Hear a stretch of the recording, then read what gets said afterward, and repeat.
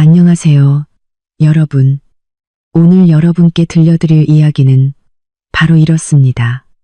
시누이가 결혼하는데 시어머니가 말씀하시더군요. 호텔에 자리가 없으니 너희 집 식구들은 오지 말라고 해라. 저는 미소 지으며 그러겠다고 대답하고는 바로 돌아서서 친정 식구들 전체의 해외여행을 예약해 버렸습니다. 다음 날 시어머니에게서 전화가 99통이나 걸려왔죠. 내 친척들이 보낸다는 축의금 1억 원은 어디 있니? 왜 안 내놓는 거야?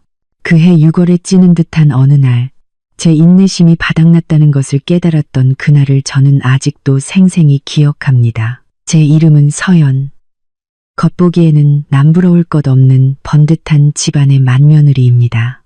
남편 민주는 안정적인 직장에 다니고 저는 작은 미디어 회사에서 일하며 생활하기에 부족함 없는 수입을 벌고 있었죠. 시댁에서는 싹싹하고 현명한 며느리로 소문이 나 있었습니다. 하지만 그 완벽해 보이던 가족이라는 울타리는 시누이 미나가 결혼을 준비하면서부터 금이 가기 시작했습니다. 미나의 결혼은 집안의 가장 큰 행사였습니다. 특히 시어머니 김 여사님은 체면을 목숨처럼 여기는 분이셨죠. 어머니에게 딸의 결혼식은 집안의 부와 사회적 지위, 그리고 인맥을 과시하는 장대한 쇼나 다름없었습니다. 김 여사님은 늘 입버릇처럼 말씀하셨죠. 사람은 체면이 있어야 해. 그리고 여자의 체면은 바로 딸의 결혼식에서 세워지는 거란다. 바로 그 체면 때문에 남편 민준이 출장을 가고 집에 없던 어느 날, 저는 시어머니께 따로 불려갔습니다. 토요일 오후 장을 봐와서 냉장고에 채소를 정리하고 있는데 시어머니께서 저를 거실로 부르셨습니다. 번쩍이는 자개 장식 의자에 근엄하게 앉아 계신 시어머니의 눈빛은 평소의 다정함이 아닌 마치 물건값을 매기려는 듯 저를 샅샅이 훑는 날카로운 시선이었습니다. 서연아. 김 여사님의 목소리는 나지막했지만 한 글자 한 글자의 명령에 무게가 실려 있었습니다. 너도 알다시피 미나가 곧 결혼하지 않니? 우리 집안의 큰일이다. 이쪽 하객들은 전부 사업 파트너에 사회적으로 지위가 높은 분들이야. 내가 우리 집안 체면을 제대로 세워야 하지 않겠니? 저는 토마토 바구니를 내려놓고 어머니 맞은편에 앉아 최대한 평온한 표정을 유지하려 애썼습니다. 단순히 이를 의논하는 자리가 아니라는 것을 직감했기 때문입니다. 네, 어머님, 알고 있습니다. 예식장 예약부터 청첩장까지 모두 어머님 뜻에 따랐으니 걱정 마세요. 제가 예의 바르게 대답했습니다. 어머니는 뜨거운 차를 한 모금 마시고 찻잔을 유리 테이블에 탁 소리가 나게 내려놓으셨습니다. 그 작은 소리에 저는 움찔했습니다. 불길한 예감이 들었죠. 내가 말하려는 건 네가 한 일이 아니라 아직 하지 않은 일에 관한 거다. 내 친정 식구들 무슨 일 하는지 알지? 김 여사님이 물었습니다. 그 목소리는 의도적으로 무슨 일이라는 부분을 길게 느리며 계급의 차이를 강조하는 듯 했습니다. 순간 가슴이 철렁했습니다. 저희 부모님은 시장에서 작은 가게를 운영하십니다. 정직하게 땀 흘려 돈을 버시는 분들이죠. 부유하지는 않으셔도 저를 반듯하게 키워주셨습니다. 네, 저희 부모님과 삼촌, 이모 모두 시장에서 장사를 하십니다. 다들 정직하고 성실한 분들이세요. 저는 최대한 존중하는 어조를 유지하며 답했습니다. 시어머니는 경멸감을 숨기지 않은 채 길게 한숨을 내쉬었습니다. 그러고는 손부채질을 하며 마치 제 말에 공기가 오염되기라도 한 것처럼 얼굴을 가리셨습니다. 얘야, 정직이라는 게 돈을 얼마나 버느냐가 아니라 체면에 있는 거란다. 우리 집안의 사장님, 부장님들 모셔놓고 그 사이에 시장 바닥에서 생선 비린내, 흙냄새 풍기는 내 친척들이 섞여 있다고 생각해 보렴. 남들이 우리 집을 뭐라고 생각하겠니? 미나가 시댁 가서 얼굴이나 들고 다닐 수 있겠어? 저는 침묵했습니다. 그 순간 등골을 타고 차가운 기운이 흘렀습니다. 두려움 때문이 아니라 지독한 실망감 때문이었습니다. 그동안 제 효심과 헌신이 존중으로 돌아올 것이라 믿었습니다. 하지만 아니었습니다. 시어머니의 눈에 저와 제 가족의 가치는 오직 체면과 돈으로만 측정될 뿐이었습니다. 어머니는 딸의 허울뿐인 명예를 위해 제 혈육을 끊어내려 하고 있었습니다. 시어머니는 몸을 앞으로 숙이며 날카로운 눈빛으로 저를 쏘아보았습니다. 그러니 내 친정 식구들은 부르지 말았으면 한다. 솔직히 말해서 내 쪽 하객은 필요 없어. 그냥 너희 부모님 두 분만 오시면 충분해. 다른 친척들에게는 호텔에 자리가 꽉 차서 조촐하게 한다고 둘러대렴. 내 말 알아듣겠니? 그 말은 제 뺨을 후려치는 것처럼 아프고 굴욕적이었습니다. 저는 치맛자락 아래로 주먹을 꽉 쥐고 가슴 속에서 들끓는 분노를 억눌렀습니다. 지금 대들었다가는 시끄러워지기만 할 뿐 아무것도 해결되지 않는다는 것을 알았습니다. 지금 시어머니와 싸우는 것은 힘만 뺄 뿐이고 어차피 어머니의 생각은 바뀌지 않을 테니까요. 게다가 저는 제 복수 계획을 위한 퇴로를 남겨두고 싶었습니다. 저는 천천히 일어나 억울함에 목소리가 떨리지 않도록 심호흡을 했습니다. 네, 어머님. 무슨 말씀인지 알겠습니다. 어머님 뜻대로 하겠습니다. 부모님과 친척들께는 제가 잘 말씀드릴게요. 저는 평소의 부드러움과는 전혀 다른 차갑고 단호한 목소리로 말했습니다. 시어머니는 제가 그렇게 쉽고 빠르게 동의할 줄은 몰랐는지 만족스러운 미소를 지었습니다. 하지만 제 눈에 그 미소는 악랄하기 그지없었습니다. 그래, 똑똑한 아이인 줄 알았다. 며느리는 결국 남이니 시댁을 먼저 생각할 줄 알아야지. 내 공은 잊지 않으마. 며느리는 결국 남이라는 그 한마디가 제 마음속 마지막 인내의 문을 닫아버렸습니다. 저는 더 이상 아무 말 없이 고개를 숙이고 아래층으로 내려왔습니다. 넓은 집이 순식간에 숨막히는 공간으로 변해버렸습니다. 저는 곧장 제 방으로 들어가 문을 잠갔습니다. 머릿속에는 크고 단호한 결심이 섰습니다. 이 순간부터 저는 더 이상 순종적인 맏며느리 서연이 아니었습니다. 저는 제 자신을 지키는 서연이 될 것이고 그들의 경멸을 이용해 인과응보가 무엇인지 똑똑히 가르쳐 줄 것입니다. 거울을 보니 눈가는 붉어졌지만 얼굴은 차갑고 단단하게 굳어있는 제가 보였습니다. 말싸움은 필요 없습니다. 저의 복수는 말이 아닌 단호한 행동과 의미심장한 부재로 이루어질 것입니다. 친척들을 초대하지 말라는 시어머니의 지시를 받은 후 저는 오히려 착한 사람이라는 무거운 짐을 벗어 던진 기분이었습니다. 오랫동안 억눌려왔던 분노는 차가운 에너지로 변해 저를 즉시 행동하게 만들었습니다. 더 이상 어떤 경멸적인 말도 참을 수 없었습니다. 저에게는 확실한 증거, 즉 이기적인 시댁과 무심한 남편에게서 한치의 후회도 없이 돌아설 수 있게 할 반박 불가능한 독설이 필요했습니다. 이틀 후 저는 휴대폰의 녹음 기능을 켜고 기회를 기다렸습니다. 시어머니의 성격을 잘 알았기에 그분은 자신의 승리를 결코 혼자만 담아두지 못할 것이 분명했습니다. 틀림없이 누군가에게 며느리를 길들이고 딸의 화려한 결혼식에서 격떨어지는 사람들을 걸러낸 자신의 수완을 자랑할 것이었습니다. 기회는 화요일 저녁에 찾아왔습니다.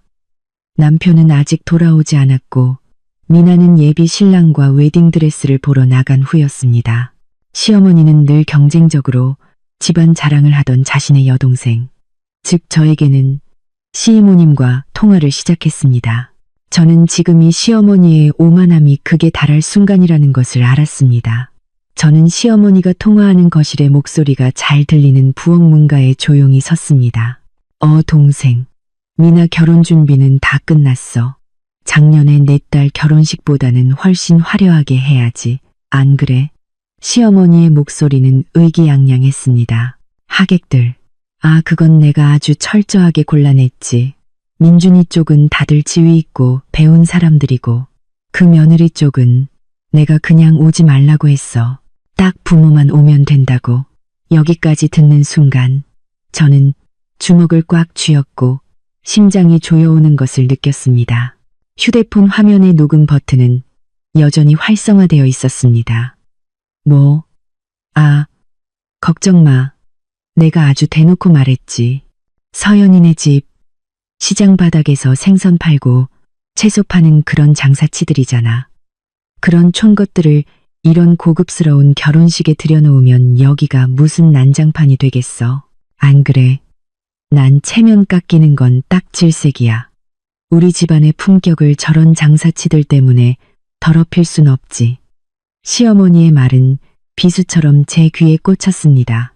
장사치, 촌것들, 제가 상상할 수 있는 가장 모욕적인 단어들이 시어머니의 입에서 흘러나왔습니다. 그분은 저뿐만 아니라 저를 키워주신 부모님의 땀과 노력을 짓밟고 있었습니다. 눈물이 흘렀습니다. 슬픔이 아니라 분노 때문이었습니다. 그동안 시어머니의 까다로움을 이해하려 노력했지만 이런 경멸은 용서할 수 없었습니다. 저는 조용히 뒤로 물러나 녹음을 중단했습니다. 이 녹음 파일이 바로 저의 무기이자 이 관계에 대한 마지막 선고였습니다. 저는 방으로 돌아와 눈물을 닦았습니다. 분노는 가라앉고 대신 무서울 정도로 차분해졌습니다. 저는 휴대폰을 들어 친정 엄마에게 전화를 걸었습니다. 엄마, 저 서연이에요. 최대한 자연스러운 목소리를 내려고 애썼습니다. 엄마, 아빠 잘 지내시죠? 엄마는 반갑게 대답하셨습니다. 어이구, 우리 딸. 그럼 잘 지내지. 미나 결혼 준비 때문에 바쁘지? 네, 이제 거의 다 끝나가요. 엄마, 드릴 말씀이 있는데요. 저는 조심스럽게 결혼식 이야기를 꺼냈습니다. 시어머니께서 이번 결혼식은 사업상 중요한 분들만 모시는 자리라 좌석이 정말 한정적이래요. 그래서 엄마랑 아빠 두 분만 오시면 될 것 같아요. 다른 이모나 삼촌들께는 따로 말씀 안 하셔도 돼요.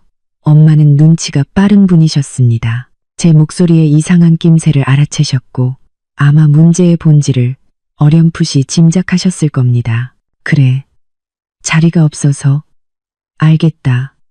얘야, 걱정 마라. 내가 다른 식구들한테 잘 얘기해 둘게. 어쨌든 우리 딸이 그 집 맏며느리인데 우리가 시댁 체면은 세워줘야지. 엄마는 그렇게 말씀하셨지만 저는 그 너머의 서운함과 실망감을 느낄 수 있었습니다.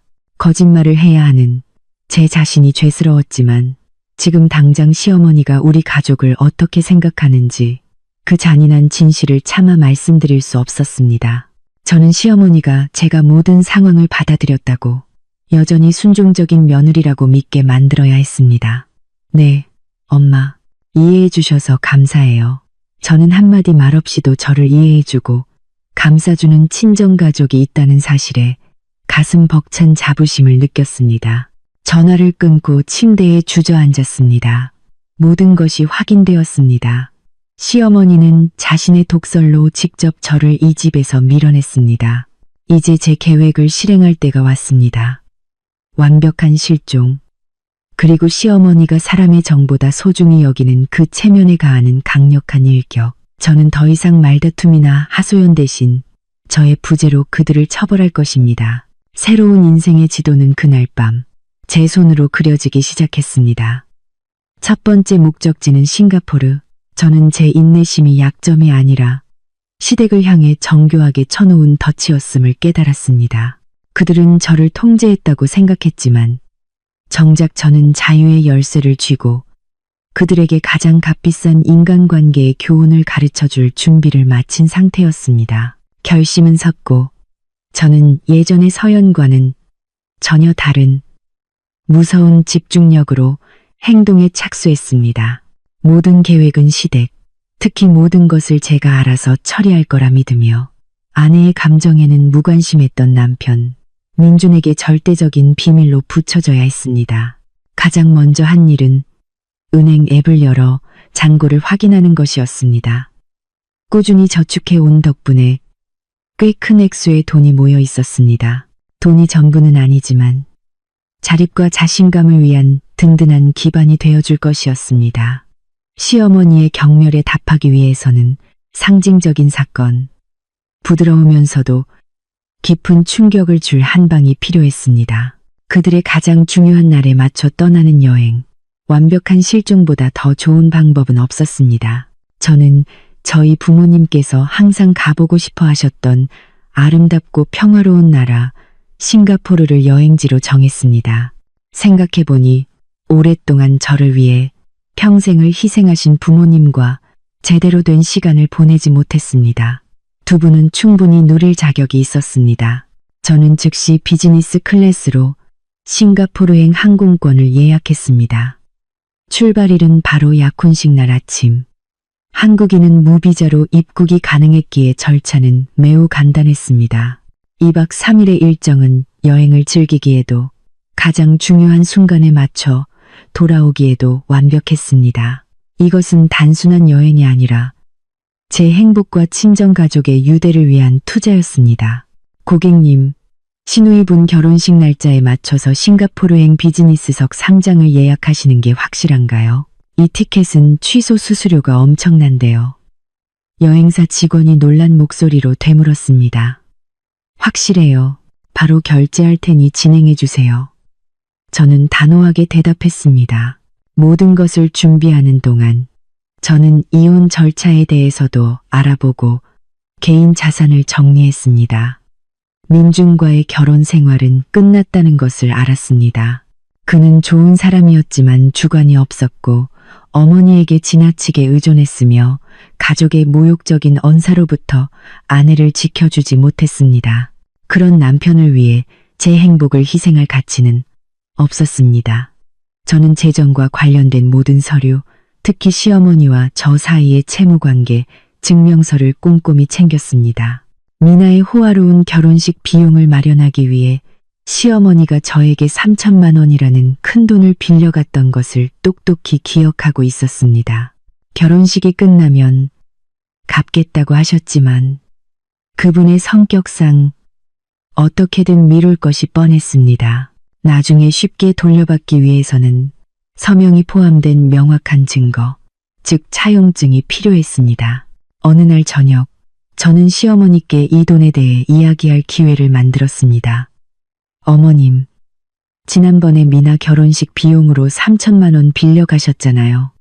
제가 개인적으로 돈 관리를 해야 해서 그러는데 여기 확인 서명 좀 해주시겠어요? 돈 관계는 확실한 게 좋잖아요. 그렇죠? 어머니는 전혀 의심하지 않았습니다. 저를 완벽하게 통제했다는 자만심에 빠져 있었기 때문이죠. 어머니는 제가 준비한 차용증에 순순히 서명하며 심지어 미소까지 지었습니다. 우리 며느리 꼼꼼하기도 하지. 걱정 마라. 미나 일 끝나면 바로 갚아줄게. 차용증을 손에 쥐자 마음이 놓였습니다. 3천만 원은 제 피땀 어린 돈이었고 저는 이 돈을 이용해 이 집에서 벗어날 것입니다. 그 후 친정 부모님께 전화를 걸었습니다. 깊은 속사정은 숨긴 채 여행 계획만 말씀드렸습니다. 엄마, 아빠, 제가 깜짝 선물 준비했어요. 다음 주에 휴가 내서 우리 가족 다 같이 2박 3일 싱가포르 여행 가요. 제가 비행기랑 호텔 다 예약했어요. 출발일이 미나의 결혼식 날과 겹친다고 말씀드리자 부모님은 한동안 말이 없으셨습니다. 전화기 너머로 엄마의 감격한 목소리가 들려왔습니다. 세상에, 서연아, 왜 이렇게 돈을 썼어? 그 돈 모아서 다른 데 써야지. 엄마, 제가 다 알아서 준비했어요. 저 이제 엄마, 아빠 챙겨드릴 능력 돼요.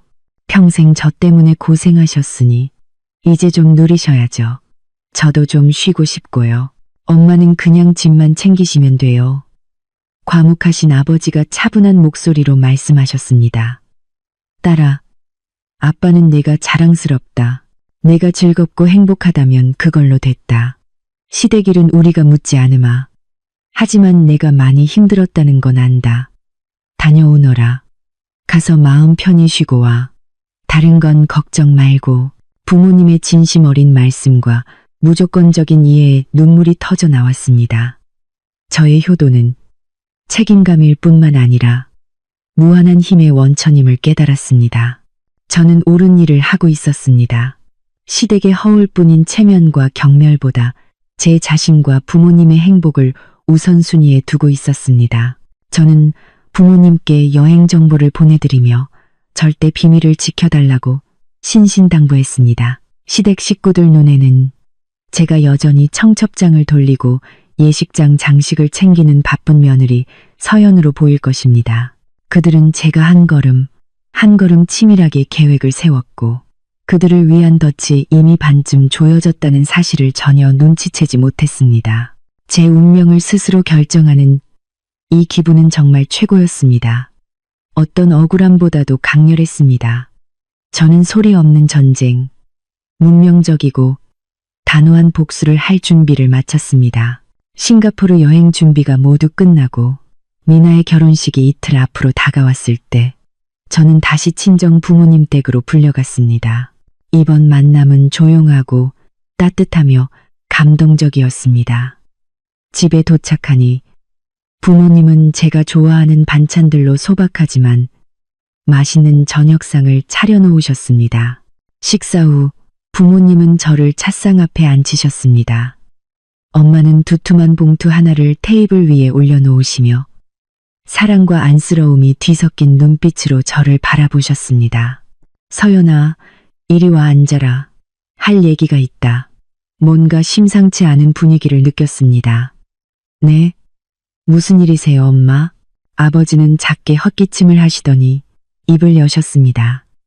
이건 우리 집안 전체의 일이다. 내가 며칠 전에 미나 결혼식 자리가 없어서 친척들을 많이 못 부른다고 했지 않니? 우리가 이모랑 삼촌들한테 그대로 전했다. 엄마가 부드럽지만 단호한 목소리로 말을 이었습니다. 그 시어머니가 체면 따지는 사람인 건 우리도 안다. 그리고 네가 그동안 얼마나 힘들었을지도 짐작하고 있었어. 그분이 우리 식구들을 못 오게 한 게 네가 말한 것처럼 자리가 없어서가 아니라 우리를 무시해서라는 거 다들 눈치챘단다. 우리는 시장에서 장사하지만 누구 앞에서 부끄럽게 산 적 없어. 저는 고개를 숙였습니다. 부모님을 향한 죄송함과 시어머니를 향한 분노가 동시에 치밀어 올랐습니다. 제가 아무리 숨기려 해도 가족들은 이 아픈 진실을 알아차리고 만 것입니다. 그래서 어젯밤에 삼촌이랑 이모들을 다 집으로 불렀다. 아버지가 결연한 표정으로 말을 이었습니다. 우리 친척들 다 널 아끼고 사랑하잖니. 다들 네가 얼마나 착하고 효심 깊은 아이인데 시댁에서 그렇게 무시당하게 둘 수 없다고 하더구나. 엄마는 봉투를 제 쪽으로 밀었습니다. 이 봉투는 우리 친척들이 전부 마음을 모은 거다. 원래는 미나 결혼 축의금으로 내려고 했던 돈이야. 그런데 얘기를 듣고는 축의금을 보내지 않기로 결정했단다. 전부 합쳐서 1억 원이야. 저는 그 액수에 깜짝 놀랐습니다. 1억 원. 시장에서 땀 흘려 장사하는 분들이 한 푼 두 푼 모은 그분들의 피와 땀이 담긴 거액이었습니다. 이 돈 시댁에 보내지 않고 너한테 직접 주기로 했다. 엄마는 단호한 눈빛으로 말씀하셨습니다. 다들 네가 시댁에 꿀리지 않고 당당하게 살 수 있도록 종잣돈이라도 있어야 한다고 하더구나. 그냥 받아둬라. 이건 너를 향한 우리 가족 모두의 마음이고 지지다. 저는 더 이상 눈물을 참을 수 없었습니다. 굵은 눈물방울이 쉴 새 없이 흘러내렸습니다. 시댁의 그 어떤 호화로움과도 비교할 수 없는 가장 값진 가족의 사랑과 지지를 온몸으로 느꼈습니다. 엄마, 아빠, 삼촌, 이모, 정말 감사해요. 저는 봉투를 끌어안고 흐느꼈습니다. 모두의 마음에 보답할게요. 이 돈 정말 의미 있게 쓸게요. 아버지는 제 어깨에 손을 얹고 따뜻하게 격려하셨습니다. 걱정 마라, 딸아. 여행 가서 신나게 놀다 와. 집안일은 신경 쓰지 말고 앞으로 내가 가는 길 우리 가족 모두가 함께 할 테니 내 자신을 믿고 너를 무시하는 사람들 앞에서는 절대 고개 숙이지 마라. 저는 무한한 힘을 얻은 기분이었습니다. 이 1억 원은 단순한 돈이 아니었습니다. 제게는 시댁이 결코 가질 수 없는 든든한 배경이 있다는 증거였습니다. 이제 저의 복수 계획은 개인적인 감정 싸움이 아니라 우리 가문의 명예를 지키는 일이 되었습니다. 저는 이 돈을 공동명의 통장이 아닌 제 이름으로 된 별도의 계좌에 넣기로 했습니다. 이것은 저의 독립적인 미래를 위한 초석이 될 것입니다. 시어머니에게 받아내야 할 빚 3천만 원에 친척들이 주신 1억 원까지 저는 시댁의 굴레에서 완전히 벗어나 새로운 삶을 시작할 충분한 자금을 갖게 되었습니다. 저는 부모님을 꼭 껴안고 다시 한번 감사 인사를 드렸습니다. 다가오는 싱가포르 여행은 단순한 휴가가 아니라 제 독립을 선언하는 인생의 전환점이 될 것이라고 다짐했습니다. 저는 날아오를 준비를 마쳤습니다. 시어머니와 미나는 그들의 체면이 저의 부재, 그리고 그들의 호화로운 계획 전체의 붕괴라는 대가를 치르게 되리라는 것을 곧 깨닫게 될 것입니다. 다시는 그들이 제 자존심을 짓밟게 두지 않을 것입니다. 그날 밤, 집안은 이상할 정도로 고요했습니다. 내일은 약혼식, 그리고 이틀 뒤에는 미나의 본식이었습니다. 시어머니는 일찌감치 잠자리에 드신 듯 했습니다. 아마 모든 것이 자신의 뜻대로 되어가고 있다는 생각에 만족스러워하고 계시겠죠. 화려한 결혼식, 격조 높은 하객들, 그리고 무엇보다 장사치 며느리가 자기 친척들과의 연을 순순히 끊어냈으니까요. 저는 방 안에서 조용히 여행 가방을 꾸렸습니다. 3일간의 여행에 필요한 최소한의 짐만 챙겼습니다. 모든 행동은 마지막 임무를 수행하는 첩보원처럼 소리 없이 이루어졌습니다. 옥색 캐리어가 방바닥에 놓여 있었습니다.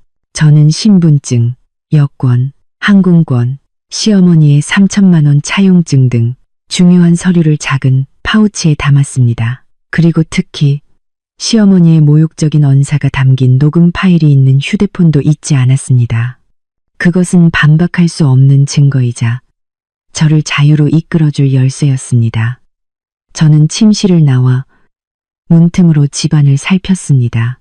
미나의 방은 내일 아침 장식을 위해 깨끗하게 치워져 있었습니다.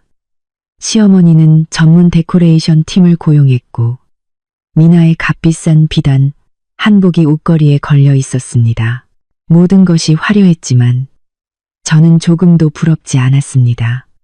그저 허영심과 그 체면을 위해 치러야 할 값비싼 대가만 보일 뿐이었습니다. 방으로 돌아오니 남편 민준이 침대에서 깊이 잠들어 있었습니다. 그는 옆으로 누워 세상 모르고 자고 있었습니다. 바로 옆에 누운 아내가 곧 그의 인생에서 사라질 것이라는 사실도, 그의 삶에 거대한 폭풍이 몰아칠 것이라는 사실도 전혀 모른 채 말이죠. 저는 침대 가장자리에 앉아 민준을 바라보았습니다. 더 이상 미움은 없었고 연민만 남았습니다. 그는 사랑하는 사람을 지켜주지 못하고 스스로의 두 발로 서지도 못하는 약한 남자였습니다. 그는 어머니의 말을 따르기로 선택했고 제가 모욕당하는 것을 방치했습니다. 제가 그의 동생 결혼식을 위해 동분서주하는 동안 그의 침묵이 바로 이 결혼에 대한 마지막 대답이었습니다. 저는 작은 메모지에 몇 줄을 급히 적어 냉장고에 붙였습니다. 작별 인사가 아닌 업무적인 메시지였습니다.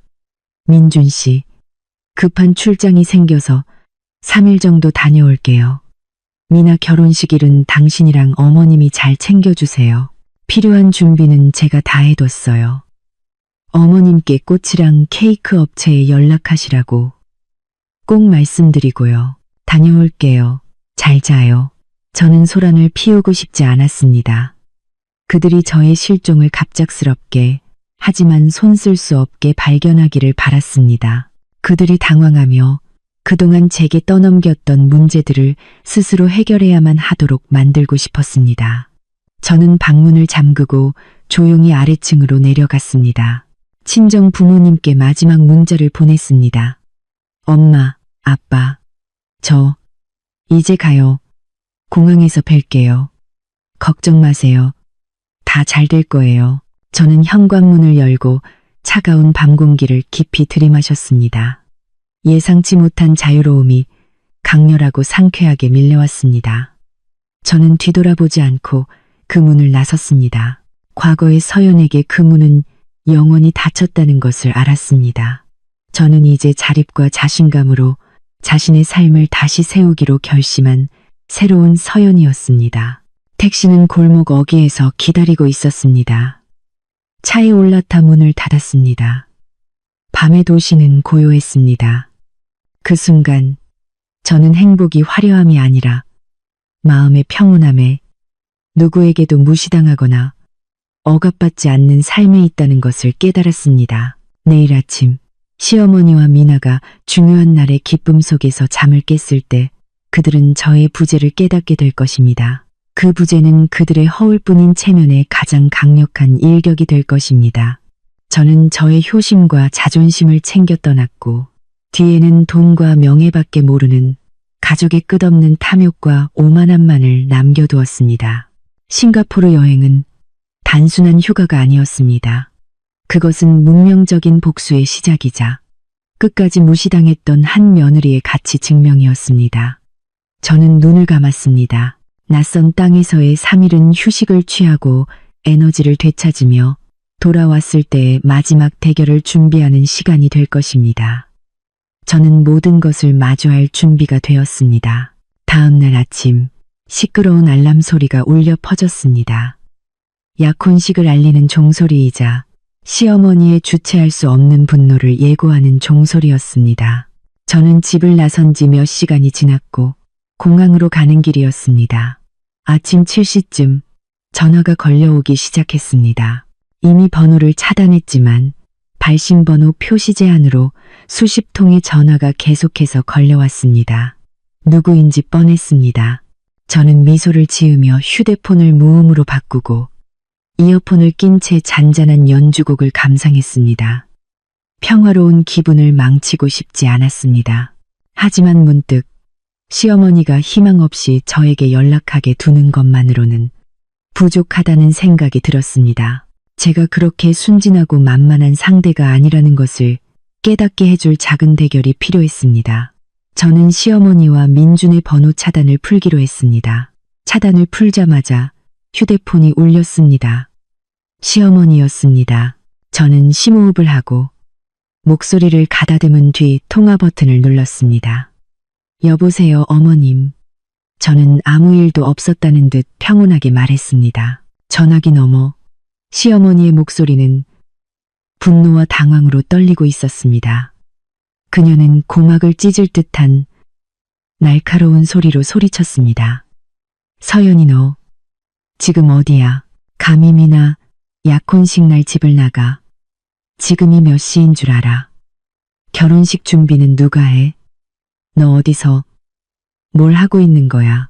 저는 여전히 침착한 목소리를 유지했습니다. 네, 어머님. 저 지금 공항 라운지예요. 친정 부모님 모시고 싱가포르로 3일 동안 휴가 다녀오려고요. 일부러 제일 바쁜 이틀은 비워뒀어요. 어머님이랑 미나가 직접 실력 발휘하시라고요. 모레 본식 때는 맞춰서 돌아가 축하해 드릴게요.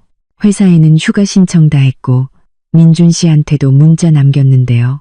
휴가? 너 지금 뭐라고 했니? 우리 집에 이렇게 큰일이 있는데 감히 휴가를 가? 시어머니는 고함을 질렀습니다. 이 집안이 우스워. 네가 며느리 맞아. 당장 돌아와. 당장 돌아오란 말이야. 일이 이렇게 산더미인데 어떻게 이럴 수가 있어. 어머님, 제가 챙겨야 할 일은 이미 다 해뒀어요. 걱정 마세요. 결혼식은 순조롭게 진행될 거예요. 미나 결혼식이니 민준 씨랑 어머님도 직접 챙기실 수 있잖아요. 며느리 혼자 다 짊어질 필요는 없다고 생각해요. 저도 휴식이 필요해요. 이 결혼식 때문에 2달 동안 쉬지 않고 일했는걸요. 저도 사람이니 쉴 권리는 있잖아요, 어머님. 저의 차분한 말은 불에 기름을 붓는 격이었습니다. 시어머니는 제가 감히 그런 말투로 자신에게 대꾸할 줄은 상상도 못했을 겁니다. 그녀의 분노는 곧 탐욕과 비난으로 바뀌었습니다. 휴식 같은 소리 하네. 너 수작 부리지 마. 네가 뭘 숨기는지 내가 모를 줄 알아? 내 친척들이 보낸다는 축의금 1억 원. 어디다 뒀어? 내가 묻잖아. 미나 돈 어디다 숨겼냐고. 너 동생 축의금 떼어먹은 거지. 이 몹쓸 며느리 같으니 감히 시누이 돈을 훔쳐? 저는 차갑게 미소 지었습니다. 예상대로였습니다. 시어머니가 신경 쓰는 것은 저의 부재가 아니라 1억 원이었습니다. 어떻게든 그 돈을 손에 넣으려다 이제는 대놓고 저를 도둑으로 몰고 있었습니다. 어머님, 그건 아니죠. 그 1억 원은 제 돈이에요. 저희 친척들이 저 쓰라고 종잣돈 하라고 모아주신 마음이고요. 저희 부모님과 친척들이 미나에게는 축의금을 보내지 않고 저에게 주기로 결정하셨어요. 못 믿으시겠으면 저희 삼촌께 직접 전화해서 확인해 보세요. 거짓말 마. 축의금은 당연히 신랑 신부한테 보내는 거지. 내가 며느리면서 감히 시누이 돈을 가로채. 당장 내놔. 그 1억 원 당장 가지고 돌아와. 그렇지 않으면 경찰에 신고할 거야. 내가 도둑이라고 온 동네에 소문낼 거다. 어머님, 다시 한번 말씀드리지만 이 돈은 제 돈이고 저희 친척들이 저에게 주신 겁니다. 어머님은 요구할 권리도 저를 도둑으로 몰아갈 권리도 없으세요. 계속해서 소리 지르며 저를 모함하시면 저도 어쩔 수 없이 어머님께서 저희 가족에 대해 말씀하신 녹음 파일을 공개할 수밖에 없어요. 저희 부모님을 장사치, 촌것들이라고 하셨던 거요. 그 녹음 파일 미나 시댁 식구들 전부 듣게 해드릴까요? 따님 결혼식 전에 제대로 체면 구기고 싶으세요? 제 목소리는 여전히 차분했지만 한마디 한마디가 칼날처럼 날카로웠습니다. 전화기 저편, 시어머니의 목소리가 갑자기 끊겼습니다. 아마 제가 그런 결정적인 패를 가지고 있을 줄은, 그리고 자신이 그렇게 잔인한 말을 내뱉었다는 사실조차 잊고 있었을 겁니다. 내가 감히. 시어머니의 목소리는 이제 힘없이 떨리고 있었습니다. 네, 감히요. 저는 이미 떠났으니 더 이상 시간 낭비하지 마시죠. 어머님이랑 민준 씨, 미나 결혼식 잘 치르시길 바랄게요. 그럼 이만. 저는 단호하게 전화를 끊고 전원을 꺼버렸습니다. 더 이상 어떤 말도 듣고 싶지 않았습니다. 모든 것이 깔끔하게 정리되었습니다. 저는 떠났고 그 집에는 시한폭탄을 남겨두고 왔습니다. 이제 제 여행에 집중할 시간이었습니다. 저는 미소를 지으며 깊은 안도감을 느꼈습니다. 저는 시어머니의 분노를 침착함과 반박할 수 없는 진실로 이겨냈습니다. 제가 휴대폰 전원을 끄고 비행기에 오르는 순간 시댁에서는 진짜 대혼란이 벌어졌습니다. 녹음 파일로 협박을 당한 시어머니는 더 이상 저에게 큰 소리치지 못했습니다. 하지만 그녀의 탐욕과 분노는 다른 분출구를 찾아야 했습니다. 그녀는 즉시 1억 원을 모으는 데 앞장섰던 제 친삼촌, 상철 삼촌에게 전화를 걸었습니다. 나중에 어머니께 전해 들은 바로는 시어머니는 상철 삼촌에게 체면도 차리지 않고 비난과 요구가 섞인 말투로 쏘아붙였다고 합니다. 여보세요. 상철 씨 되시죠? 저 서연이 시어머니 되는 사람입니다. 제가 묻겠는데 당신들이 보냈다는 축의금 1억 원을 왜 신랑 신부한테 안 보내고 서연이한테 줬습니까? 지금 서연이가 시누이 축의금을 떼어먹고 도망갔어요. 당장 잡아다가 돈 돌려놓으라고 하세요. 상철 삼촌은 사업을 크게 하시는 분으로 성격은 불같지만 의리를 중시하고 조카를 무척 아끼는 분이었습니다. 시어머니의 말을 듣자마자 자존심이 폭발했습니다. 김 여사님, 말 조심하시죠. 제가 누군지, 그리고 당신이 지금 누구랑 통화하는지 잊으신 모양인데, 첫째, 당신네 신랑 신부 아직 결혼도 안 했는데 축의금을 누구한테 주든 그건 우리 집안 마음입니다. 둘째, 그 1억 원은 축의금이 아니라 우리 친척들이 서연이 종잣돈 하라고 모아준 돈입니다. 왜냐고요? 바로 당신 입으로 우리 집안을 촌것들 장사치라고 무시했기 때문이죠. 체면이 그렇게 중요하시면 알아서 챙기시지. 왜 우리 조카한테 손을 벌리십니까? 상철 삼촌의 목소리는 조금도 봐주는 기색 없이 단호했습니다. 시어머니는 된통 당했지만 탐욕은 멈추지 않았습니다. 뭐라고요? 서연이는 우리 집 며느리예요. 돈이 있으면 시댁을 위해 써야죠. 지금 동생 결혼식 날에 집 나가서 여행이나 하고 있는 거 아세요? 무책임하고 불효막심한 년이라고요. 무책임, 불효. 상철 삼촌은 코웃음을 쳤습니다. 내가 묻죠. 이번 결혼식 준비 서연이가 다 하지 않았습니까? 당신 체면 세워주려고 우리 서연이가 얼마나 뛰어다녔는지 알기나 해요. 서연이가 무책임한지 아닌지는 내일 결혼식이 제대로 치러지는지 보면 알게 될 겁니다. 그리고 그 돈은 우리 조카 피땀 흘려 번 돈이니 당연히 자기가 가질 권리가 있고요. 김 여사님, 잘 들으세요. 이 시간부로 서연이는 더 이상 당신 며느리가 아닙니다. 새로운 삶을 찾아 떠났다고요. 다시 한번 서연이를 모함하거나 귀찮게 하면 내가 당신 집안 가만두지 않겠습니다. 상철 삼촌은 더 말할 것도 없다는 듯 단호하게 전화를 끊었습니다. 전화가 끊긴 시어머니는 분노와 두려움에 손을 떨었습니다. 돈을 못 받아내서 화가 났고 상철 삼촌의 단호한 경고에 겁이 났습니다. 서연이는 더 이상 당신 며느리가 아니다. 바로 그때 저희 친정엄마도 시어머니에게 전화를 걸었지만 태도는 전혀 달랐습니다. 사부인 저 서연이 엄마예요. 서연이가 싱가포르행 비행기를 탔다고 알려드리려고 전화했어요. 저희 부부랑 3일 동안 쉬고 올 겁니다. 서연이가 자리를 비운 것에 대해서는 저희가 책임지겠습니다. 그리고 1억 원에 대해서도 분명히 말씀드리죠. 그 돈은 저희 친척들이 서연이 종잣돈 하라고 준 서연이 개인 돈입니다. 저희 딸한테 준 거지 사부인 댁에 준 게 아니에요. 제 딸 그동안 고생 많이 했습니다. 이제는 자기 자신을 위해 살 때가 됐어요. 미나 결혼식 잘 치르시길 바랍니다. 친정엄마의 전화는 부드러웠지만 그 어떤 말보다 강력한 경고였습니다. 저의 부재가 단순한 도피가 아니라 가족 전체의 지지를 받는 단호한 결별임을 분명히 한 것입니다. 민준과 미나가 집에 돌아왔을 때 그들이 본 것은 넋이 나간 채 저를 욕하며 울고 있는 어머니의 모습이었습니다. 영문을 모르는 민준이 물었습니다. 엄마 왜 그래요? 형수 어디 갔어요? 갔어. 여행 간다고 집을 나갔다고. 내 결혼 축의금 1억 원까지 들고 튀었어. 그 총것들 집안 전체가 우리를 무시하는 거야.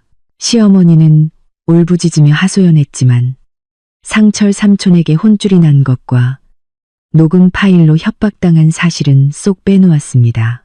민준과 미나는 오직 축의금을 떼먹고 놀러 갔다는 부분만 듣고 분노에 휩싸였습니다. 그들은 제가 왜 그래야만 했는지에 대해서는 조금도 생각하지 않고 오직 자신들의 이익만 생각했습니다.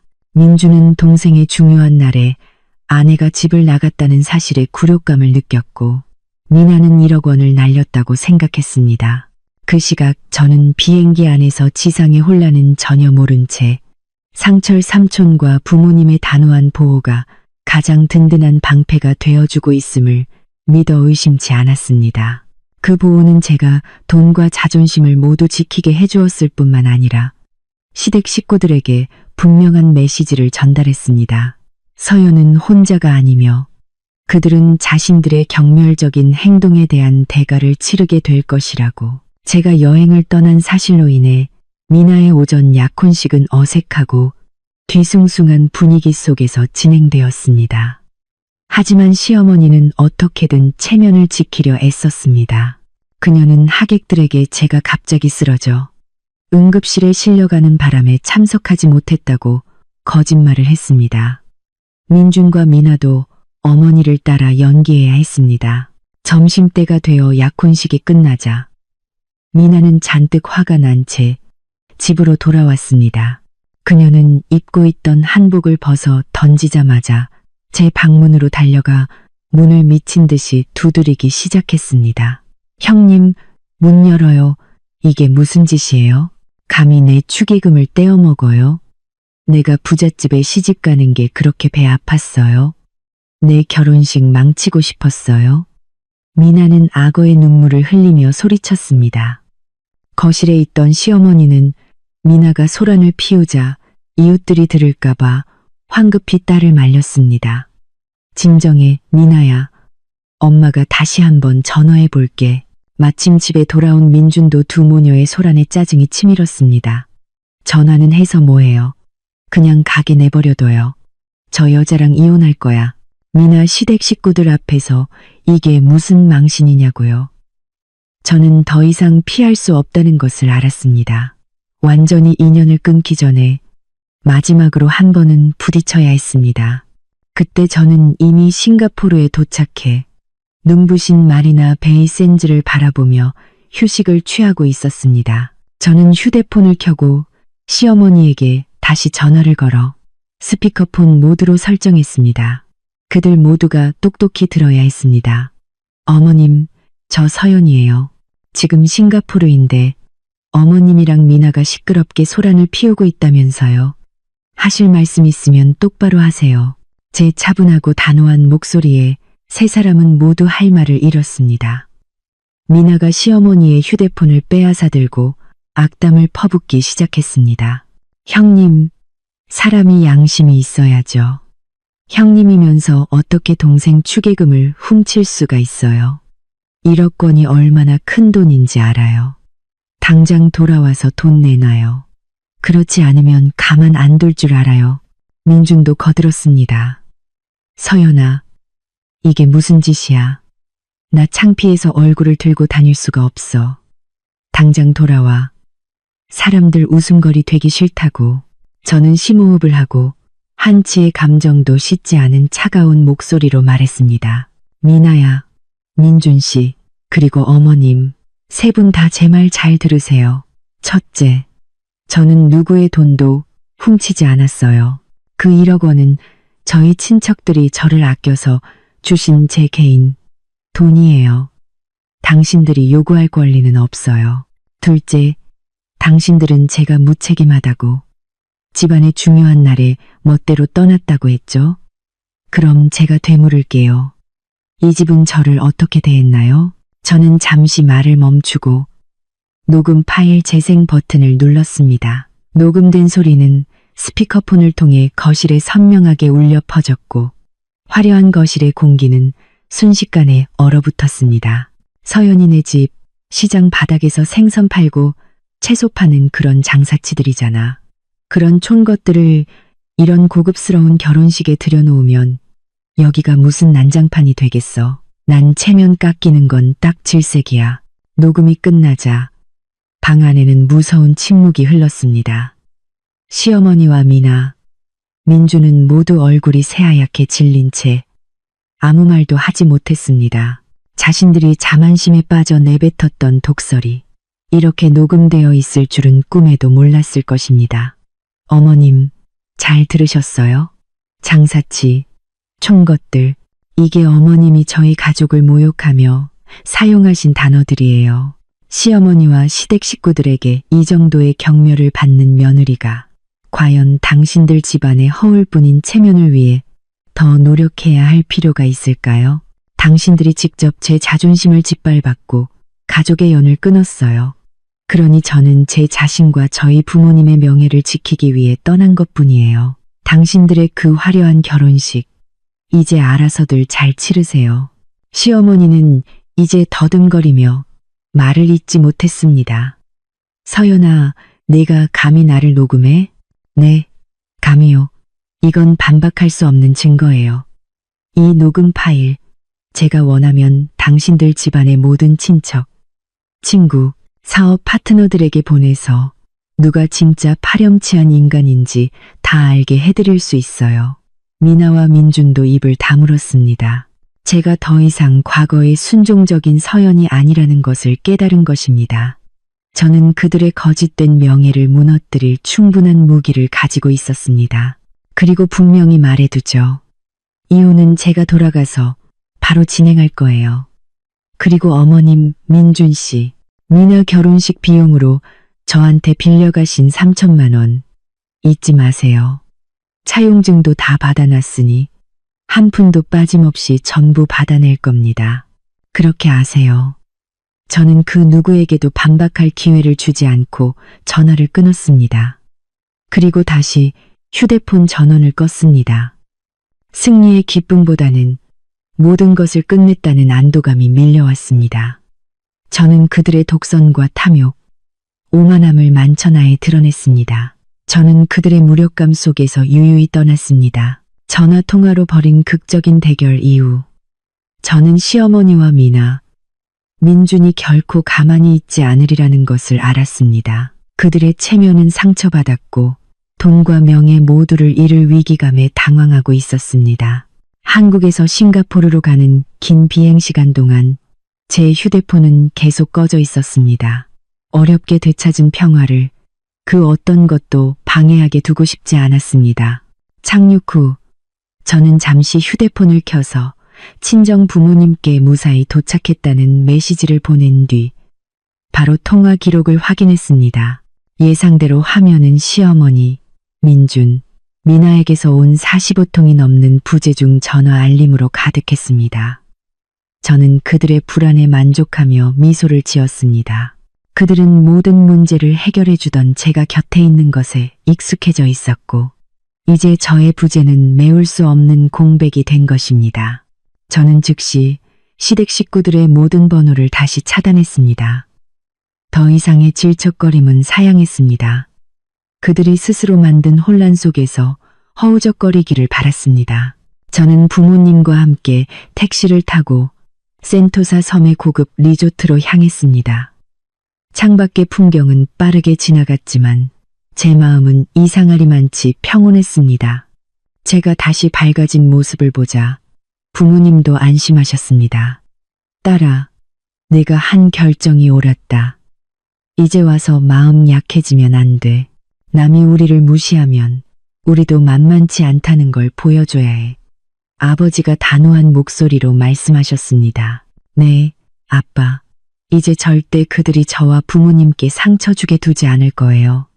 이틀 뒤 미나의 본식이 열리는 날 저는 딱 10분간만 휴대폰 차단을 풀고 상황이 얼마나 혼란스러운지 확인해 보기로 했습니다.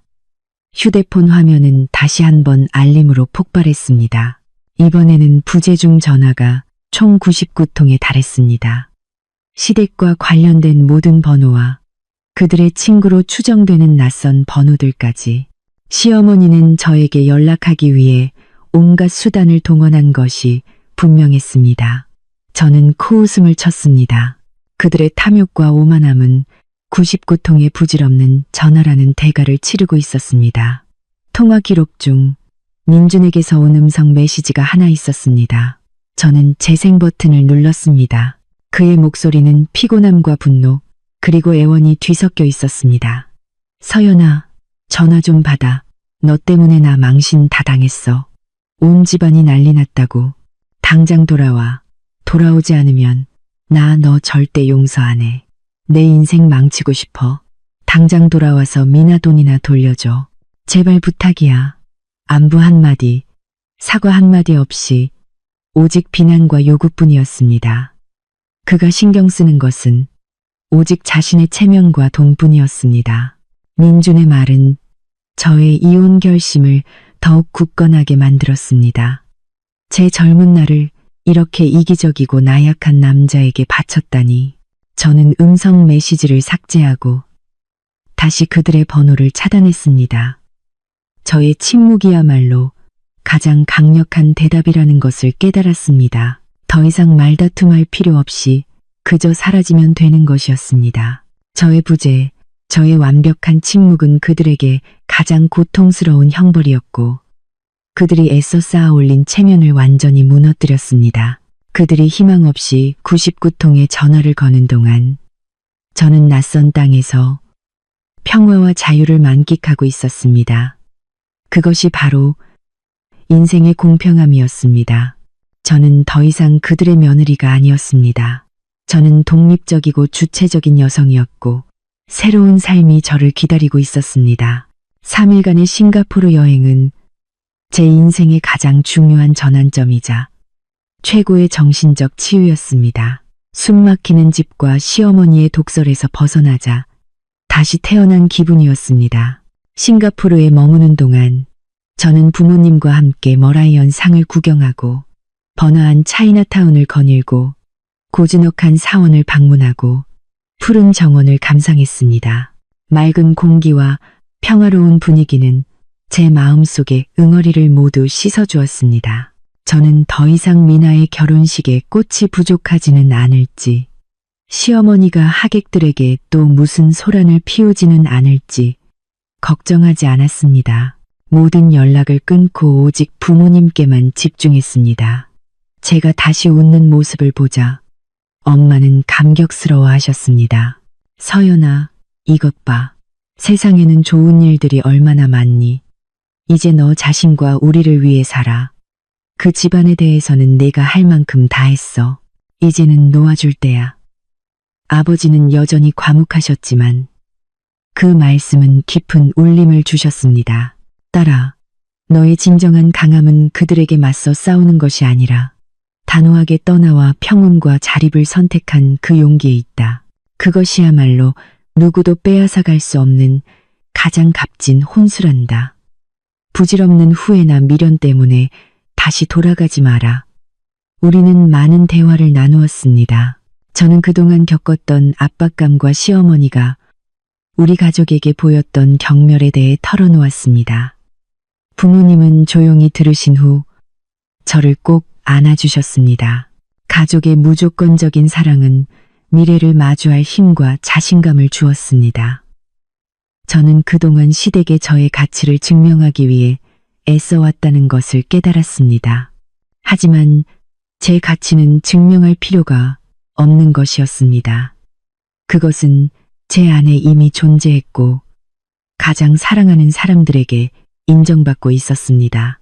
저는 싱가포르에서 회사에 전화를 걸어 일주일의 휴가를 더 신청했습니다. 회사에 새로운 프로젝트 매니저가 필요했고 제가 유력한 후보라는 것을 알고 있었습니다. 저는 제 능력을 믿었습니다.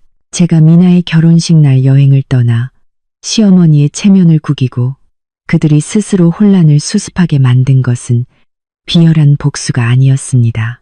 그것은 인과응보에 대한 값비싼 교훈이었습니다.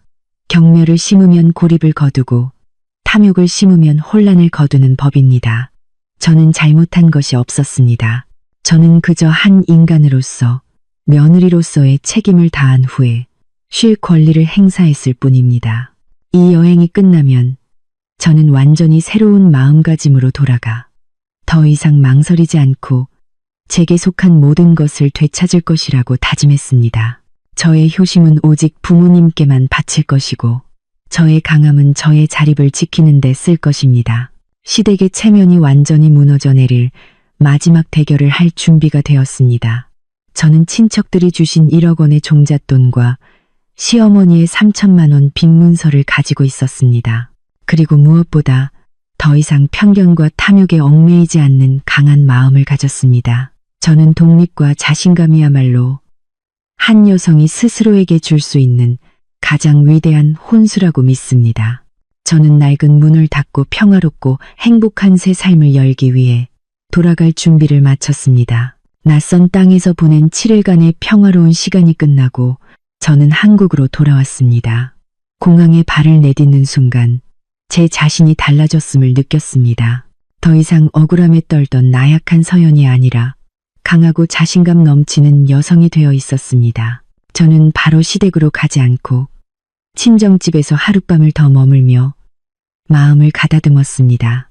다음 날 아침 저는 새하얀 원피스를 입고 우아하게 화장을 한 뒤 혼자 차를 몰아 시댁으로 향했습니다.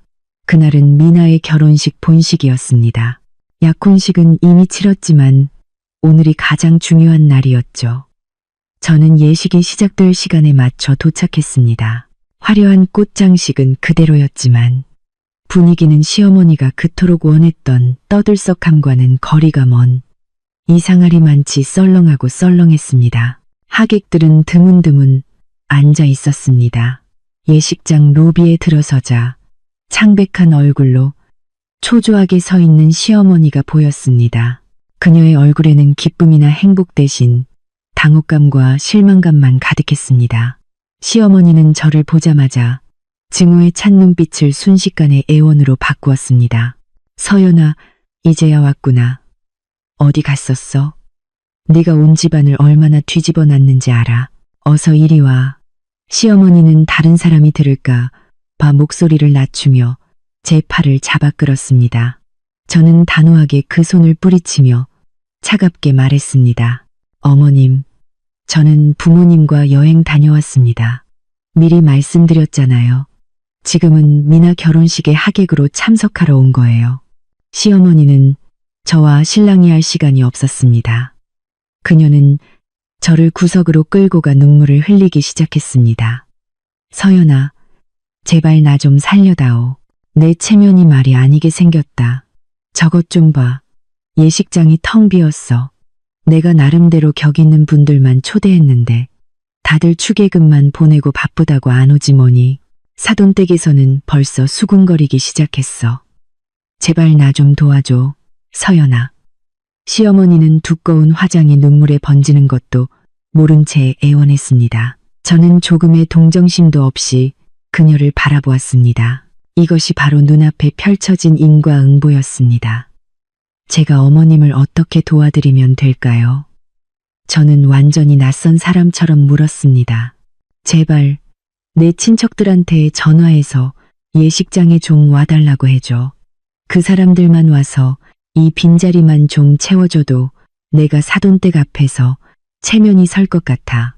제발 부탁이다. 서연아. 시어머니는 제 손을 꽉 잡고 애원했습니다. 저는 코웃음을 쳤습니다. 어머님, 이상한 말씀 하시네요. 잊으셨어요. 바로 며칠 전에 어머님께서 제 친척들을 장사치 총것들이라며 이 화려한 결혼식에 발도 들여놓을 자격이 없다고 하셨잖아요. 제 쪽 하객은 필요 없다면서요. 이제 와서 그분들께 빈자리를 채워달라고요? 시어머니의 얼굴이 새하얗게 질렸습니다. 서연아, 그땐 내가 실언했다. 내가 사과할게. 제발 나 좀 도와줘. 사과요? 저는 그녀를 밀쳐냈습니다. 어머님의 사과는 너무 늦었어요. 며느리는 결국 남이라고 하셨잖아요. 저는 어머님의 체면을 챙겨드릴 의무도, 어머님이 스스로 만든 이 빈자리를 채워야 할 의무도 없어요. 이 결혼식은 어머님의 허영심과 경멸이 불러온 결과예요. 어머님 스스로 책임지세요. 저는 뒤돌아섰습니다.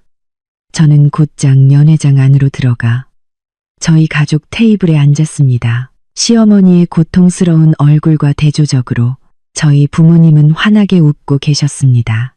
이 순간 저의 당당한 모습이야말로 그 어떤 욕설보다 시어머니의 가슴을 아프게 할 것이라는 걸 알았습니다. 저의 복수는 이제 막 시작되었습니다.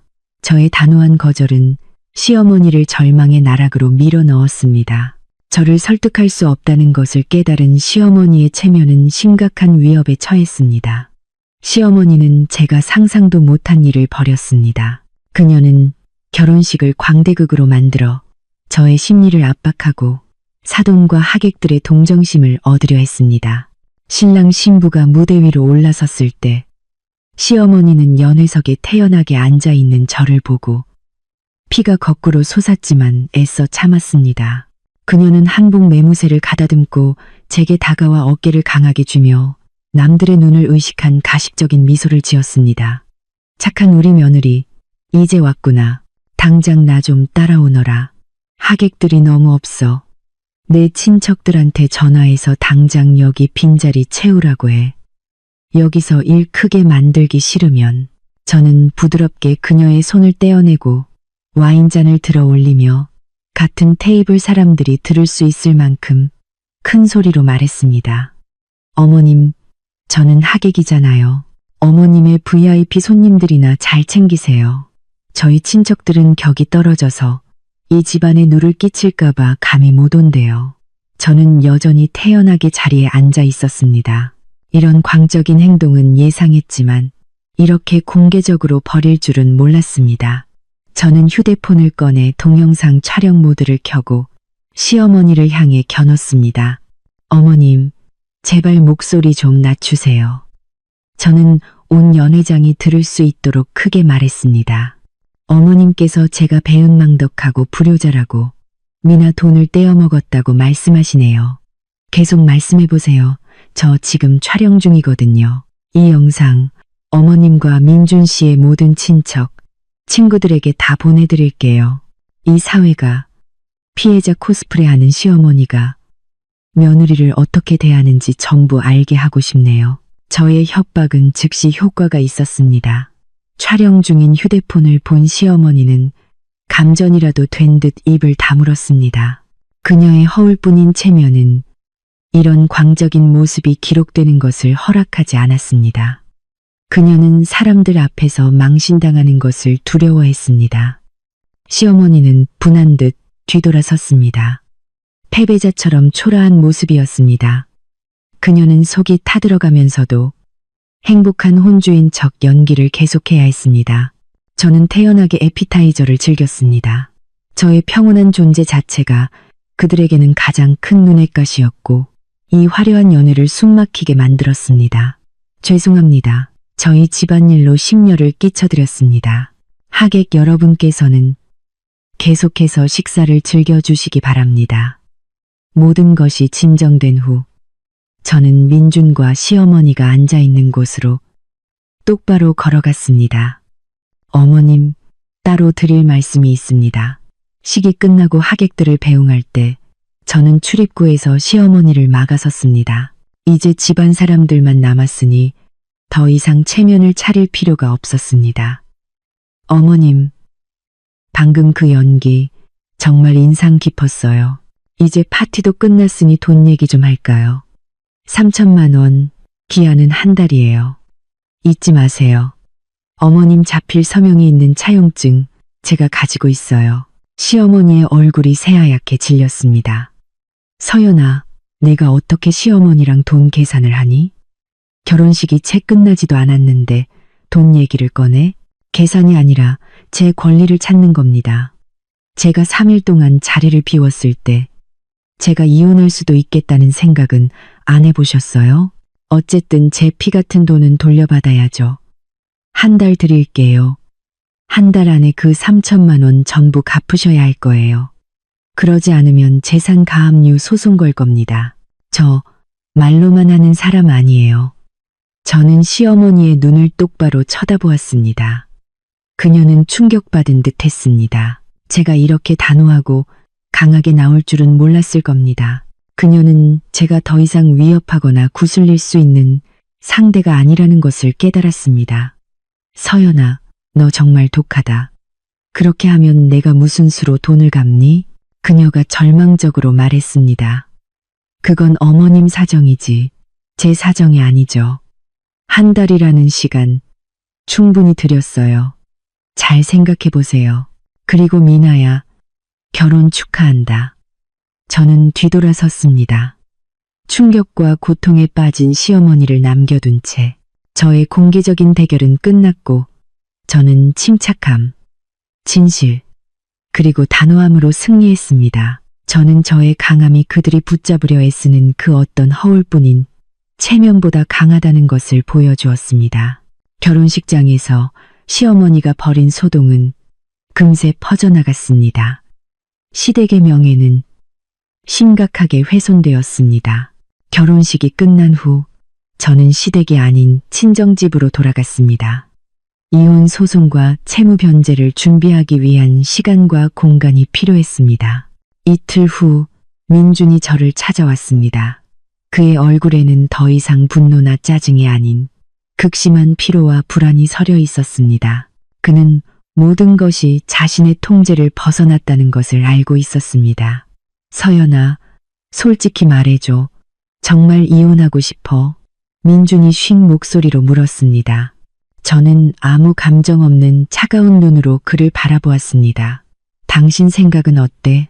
시어머니한테 장사치라고 모욕당하고 온 가족에게 무시당하고 돈이나 훔치는 도둑으로 몰린 아내가 과연 이 결혼을 계속하고 싶을까? 미안해, 서연아. 엄마가 잘못한 거 알아. 그래도 이렇게까지 할 필요는 없었잖아. 집에 돌아가자. 내가 엄마랑 얘기할게. 내가 널 지켜줄게. 나를 지켜준다고? 저는 비웃었습니다. 지난 몇 년 동안 당신이 어디서 나를 지켜줬는데, 당신 어머니가 독설로 나와 우리 부모님의 명예를 짓밟을 때 당신은 어디 있었어? 당신은 침묵했어. 민준 씨, 당신의 침묵이 바로 동조였고 우리 결혼에 대한 가장 확실한 대답이었어. 나는 주관도 없고 아내를 지켜줄 용기도 없는 남편은 필요 없어. 민주는 아무 반박도 하지 못하고 고개를 숙였습니다. 이제 본론으로 들어가지. 더 이상 질질 끌고 싶지 않아. 어머님께는 이미 말했어. 미나 결혼식 비용으로 빌려가신 3천만 원, 한 달 안에 갚으셔야 한다고. 당신이 중간에서 어머님께 이 기한을 확실히 전달해줘. 3천만 원. 민준이 놀라서 저를 쳐다봤습니다. 엄마가 너한테 그렇게 많이 빌렸어? 난 몰랐는데. 당신이 모르는 게 당연하지. 당신은 집안 재정이나 내가 뭘 해야 하는지에 대해 관심 가져본 적 없잖아. 저는 시어머니의 서명이 있는 차용증을 민준에게 건넸습니다. 봐, 여기 서류가 있어. 당신과 당신 어머니에게 한 달의 시간을 줄게. 다음 달 15일까지 3천만 원 전액을 받아야 해. 그러지 않으면 법원에 소송을 제기할 거야. 농담 아니야. 민주는 차용증을 든 채 손을 떨었습니다. 3천만 원이 큰 돈이라는 것과 어머니가 한 달 안에 그 돈을 마련할 수 없으리라는 것을 알았기 때문입니다. 서연아, 시간을 조금만 더 주면 안 될까? 너도 엄마 성격 알잖아. 당장 그렇게 큰 돈이 어디 있겠어. 민준이 애원했습니다. 안 돼. 나는 내 새로운 삶을 시작하기 위해 이 돈이 필요해. 당신들은 나에게 너무 많은 빚을 졌어. 돈뿐만 아니라 존중과 애정까지도. 이제 나는 내 돈만 되찾겠다는 거야. 한 달이라는 시간 충분히 줬어. 이게 당신 어머니가 남은 체면이라도 지킬 마지막 기회야. 저는 덧붙였습니다. 이혼 소송은 내가 제기할 거야. 공동 재산은 법에 따라 분할될 거고 나는 이 빚 외에는 아무것도 다투고 싶지 않아. 돌아가서 어머님께 그대로 전해. 잘 생각해보라고. 만약 갚지 않기로 결정하신다면 나는 주저없이 소송을 걸고 모든 것을 공개할 거야. 당신 어머니의 허영심이 담긴 녹음 파일까지도. 민주는 넋이 나간 얼굴로 일어섰습니다. 그는 제가 완전히 돌아섰다는 것을 깨달았습니다. 우리의 결혼은 끝났고 그의 어머니는 심각한 재정 위기에 직면하게 될 것이었습니다. 알았어. 엄마한테 전할게.